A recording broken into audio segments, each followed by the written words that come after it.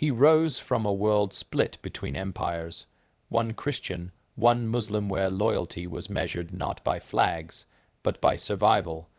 Yet, unlike the lords who bent with every shifting wind, he followed a principle so rare that even his enemies struggled to understand it at first: absolute clarity. In an age defined by deception, where alliances flickered like torchlight on stone walls, he became a paradox. A warrior who could serve two opposing emperors, march under two rival banners, and still be trusted more deeply than the commanders who shared their own bloodlines. And this trust did not come from flattery, trickery, or hidden promises. It came from something far more frightening: the complete absence of deceit. His world demanded duplicity. Between the thunder of Ottoman marches and the steel discipline of the Hungarian frontier, rulers played a constant game of shadows.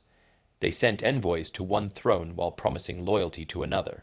They changed sides overnight, swearing oaths at dawn and breaking them by dusk. Yet he refused the common art of political survival. He declared his intentions plainly, even when those intentions placed him on the battlefield against men he had once saluted and dined with.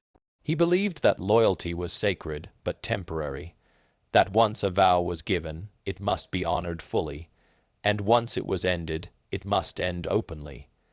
This was a warrior's code refined into diplomacy, a clarity so disarming that even suspicious emperors found themselves respecting it.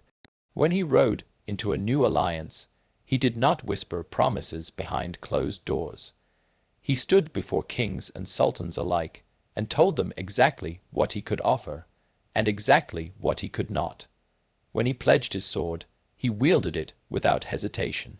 When the time came to withdraw his loyalty, he delivered the news himself, not through messengers, not through spies, not through secret correspondence. His honesty was sharper than any blade he carried, and far more dangerous. Because once he declared a position, everyone, from emperors to infantry, knew without doubt where he stood, whom he would defend and whom he would oppose. And while this clarity should have made him vulnerable, it did the opposite. Opposing rulers, even those preparing to fight him, calculated their strategies with the strange comfort of knowing he would not deceive them. If he said he would face them in battle, he would. If he swore, he would not raise steel against a particular sovereign. He would rather fall upon his own sword than betray that vow. Soldiers followed him not because he was unpredictable, but because he was the one commander whose word did not shift with circumstance. He brought order into chaos, rules into a world without rules, and stability into an era built on treachery. In this way, he mastered something neither empire could: the power of being known, not for brutality, not for cunning, but for the one thing all rulers craved yet rarely receive: truth without disguise. Where most commanders earned trust through blood ties or political bargains, he earned it through something far more astonishing on the battlefield: unbroken composure in the face of annihilation. In an era when loyalty collapsed the moment defeat seemed imminent, he became the one figure who did not break, did not flee, and did not bargain for his life when entire armies dissolved around him. This unwavering steadiness transformed him from a vassal warrior into a living symbol of martial reliability, the kind of ally kings prayed to have at their side when the world began to fall apart. His greatest display of loyalty came not during triumph, but during disaster. When the armies of East and West clashed in the dust-filled plains of Asia, empires trembled. The swelling tide of horse archers, banners like storm clouds, and the terrifying discipline of a steppe horde crushed lines that had once believed themselves invincible. Commanders abandoned their positions, elite guards fractured under pressure, and even the sovereign he served found his fate turning against him. Yet, as chaos ripped through the battlefield and entire wings of the army fled in panic, he and his contingent did what no rational strategist would have expected. They stood their ground, Against impossible odds, surrounded on nearly all sides, they maintained formation, shields locked, horses pushing forward, lances thrusting in brutal, rhythmic precision. He did not fight for glory. He did not fight because victory was possible. He fought because he had given his word, and for him, an oath was not undone by danger.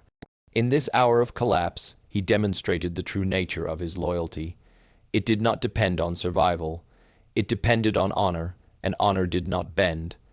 Those who witnessed it, enemy chroniclers, foreign mercenaries, captured officers, recorded their shock. They wrote not of desperation, but of deliberate resolve, of a commander who treated a doomed battle with the same discipline he would give to a triumph. The force under him moved like a machine carved from iron, holding back waves of attackers long enough for the sovereign to escape immediate slaughter. This act alone rewrote his reputation across continents. What impressed the world was not that he fought well, but that he fought exactly as he promised he would, even when the empire he served could offer him nothing in return. When news of this reached rival courts, rulers were stunned. They were accustomed to generals who shifted allegiance at the slightest breeze, who sought survival above duty, and who considered loyalty a tool to be traded. Hearing of a warrior who remained steadfast while an empire burned struck them as almost mythical. Word spread that he was the one man who would not falter, even in ruin. And in the complex game of medieval geopolitics, that reliability became a weapon more valuable than swords or fortresses. Enemies respected him. Allies depended on him. Even those preparing to march against him understood one thing clearly: he would uphold his oath, no matter the cost. What made his position uniquely powerful was not merely his battlefield discipline, but the way he maneuvered between empires without ever becoming a servant of their ambitions. Most rulers trapped between two great powers were forced into one of two fates: submission or rebellion. Yet he accomplished something neither side expected. He operated as an autonomous force in a world that did not allow autonomy, and he did it not by demanding freedom, but by negotiating it so clearly that both empires accepted his independence as a natural extension of their own interests. After surviving the great catastrophe that shattered armies and humbled rulers, he emerged into a political landscape filled with desperation.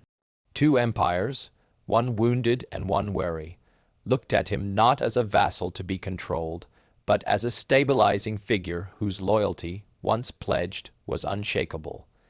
They understood that if he said he would defend them, he would.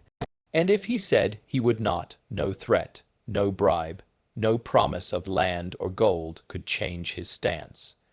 This made him a rare political commodity, predictable in an age defined by betrayal. And so, instead of being forced to choose a single master, he shaped an arrangement that was almost unthinkable. He pledged service to one empire, not against the other, but against the chaos that threatened both. He fought for a Western realm because stability in the north protected his own lands. Yet he maintained honor before the Eastern throne by refusing to lift a sword directly against the sovereign, whose life he had once defended. This created a strange equilibrium. He fought their battles, but never their wars.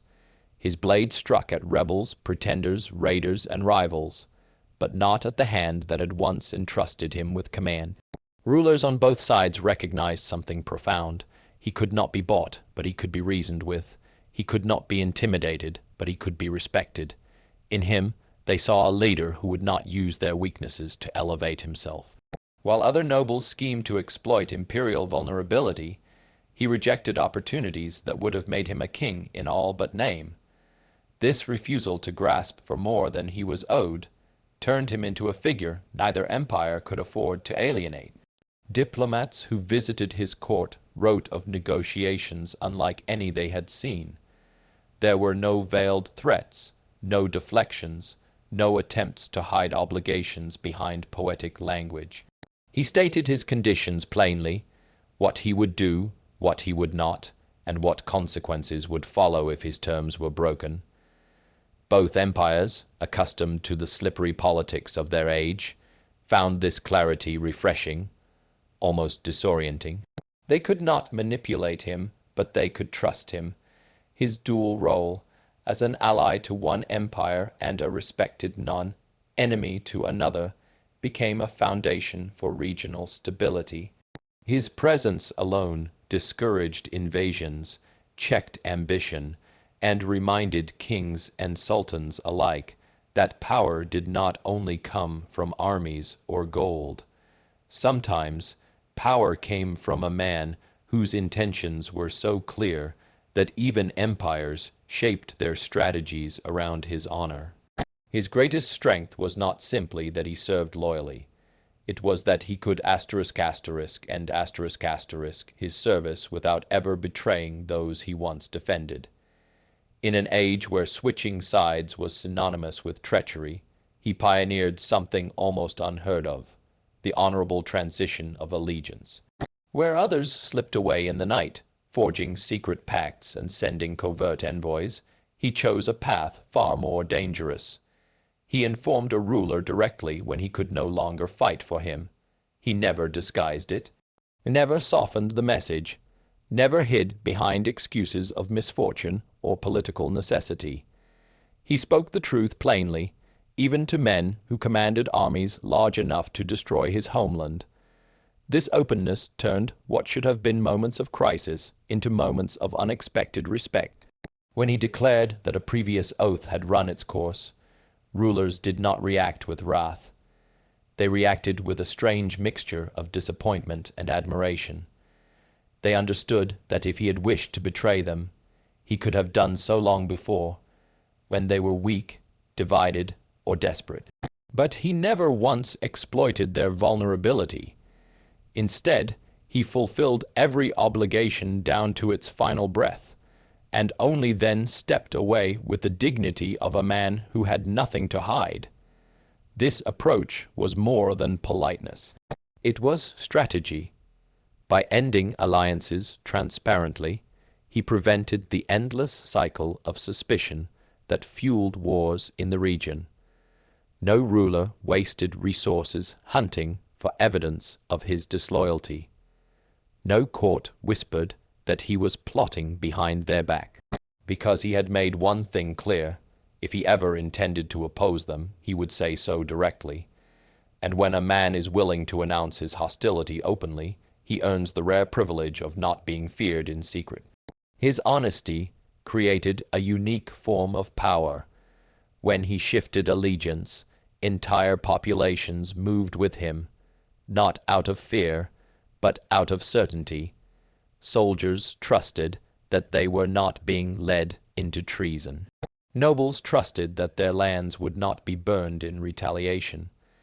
Even foreign commanders preparing to face him on the battlefield recognized that his change of side was not cowardice or opportunism, but a conscious, principled decision. This made his transitions not moments of instability, but moments of consolidation. When he joined a new alliance, he brought with him not only warriors, but credibility. Kings who accepted his service gained more than a commander. They gained a guarantee. His presence communicated that the realm he now served had earned, by its behavior, the loyalty of a man who gave his word carefully and kept it fiercely. And so, while others rose and fell through deception, he achieved something far rarer: continuity. Even when he shifted banners, his reputation remained intact. Even when he faced former allies across a battlefield, they did not curse his name. They understood his reasoning, because he had told them the truth before drawing his sword. In the brutal politics of medieval warfare, such clarity was revolutionary. It allowed him to move between empires without ever carrying the stain of betrayal, proving that in a world ruled by fear, the most unbreakable armor was integrity. What made his legacy endure long after his death was not merely the battles he fought or the rulers he served, but the unprecedented reaction of the world when he finally fell. Warriors of his era were often remembered only by the side they died on, heroes to one empire, traitors to another, symbols of loyalty for some and bitterness for others. But he became something different, something almost impossible in medieval history, a figure mourned by all the powers he had once fought, served, defied, and protected. His life forged a rare truth that even rival civilizations recognize. Clarity could outlast conquest, and honor could bridge divides stronger than any fortress wall. When word spread of his death, the first to grieve were not only his own people, but foreign commanders who had faced him directly in battle. Men who had once clashed with him beneath banners soaked in blood now spoke of him not with triumph, but with respect reserved for the few adversaries who fought not for cruelty or ambition, but for oath and principle. Chroniclers from distant lands wrote of the strangeness of seeing soldiers who had once been enemies pause in silence, acknowledging the end of a man whose honesty had shaped the politics of an entire region. They had battled him, but they had never feared betrayal from him, and in the brutal world of empire, building that made him unforgettable. In courts far beyond his borders, rulers discussed his passing with a tone they seldom used for foreign lords.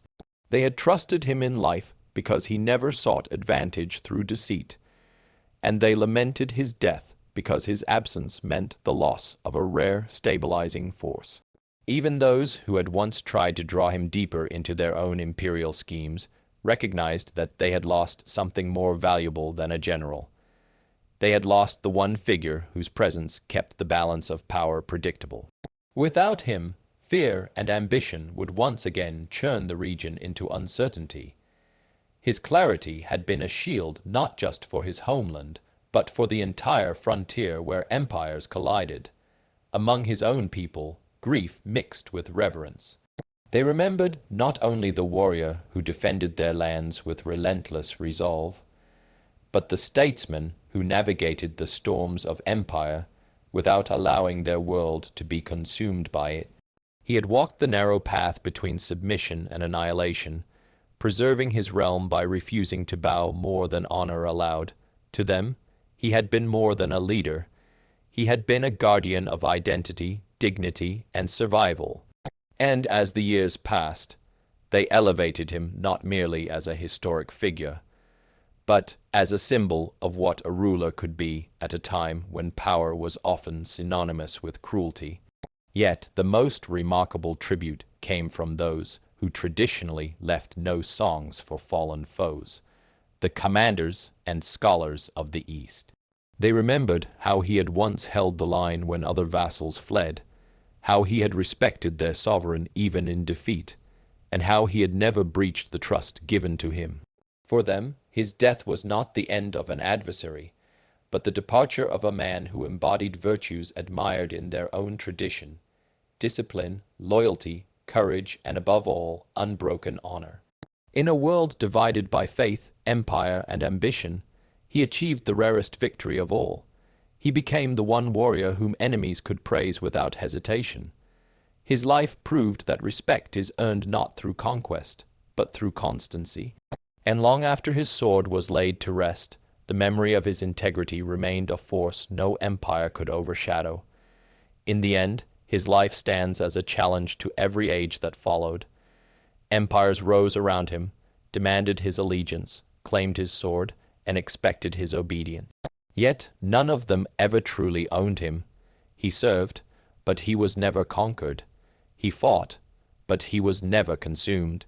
And in a world where deceit was considered a political necessity, he proved that clarity could be a weapon sharper than steel, a shield stronger than walls, and a legacy more enduring than crowns. His journey revealed a truth that generals, kings, and emperors rarely dared to admit: that an honest enemy is more valuable than a faithless ally, that loyalty, when freely chosen, becomes a force even war cannot extinguish, and that power built on integrity outlives power built on fear. He crossed borders, shifted banners, and stood between civilizations that saw each other as eternal foes. Yet he walked that line without losing himself, without staining his oath, without compromising the one principle he held above all others, that a warrior's word must never break. And so he became the impossible, a figure trusted by two empires even when he fought them, a commander respected by foes who had every reason to despise him, a leader whose death united enemies in mourning. His story is not one of conquest, but of character, not of triumph, but of truth. And in remembering him, we are reminded that history's greatest power is not the sword, the fortress, or the throne, but the rare soul who remains unshaken when the world demands compromise. Thank you for watching. If this story resonated with you, consider supporting the channel by liking, sharing, and subscribing. Your engagement helps us bring more forgotten histories, untold battles, and extraordinary lives back into the light. Until next time, stay curious, stay courageous, and remember honor is the one legacy no empire can erase.